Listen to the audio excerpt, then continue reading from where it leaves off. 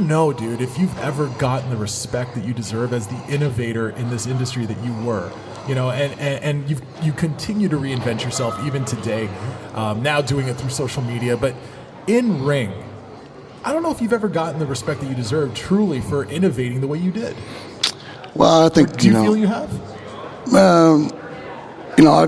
Everybody knows I, invented the Frankensteiner. That's a fact. It's like even here and even in, when I went to Japan, that was the main thing they wanted to see. So, right. And a lot of the suplexes weren't done, before when I got there. It was just like, whatever. People know. I know, so that's great. And the friends that know is cool with me. I mean, you're incredibly humble, but I'll say it. I remember watching Scott Steiner, coming up when he was on TV in the '80s, in the late '80s, early '90s, and thinking to myself, "Oh my God, there's nobody out there that's doing the stuff he's doing, and at his size." Yeah. And Tid, I know for you, working as a big guy who used to fly a lot.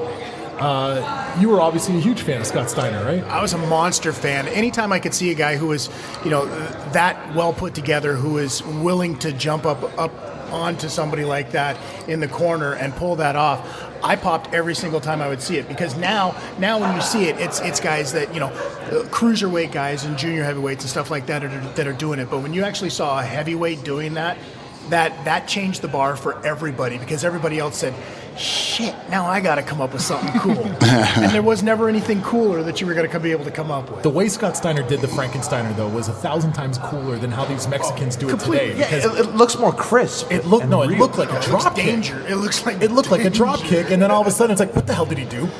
He just killed the guy. Yeah, that was, and fortunately the fans, loved it. So that, I think part of the reason they loved it is because it looked so legit, right? Oh, yeah. Driving a guy in through his head. Yeah, well, basically it was because, you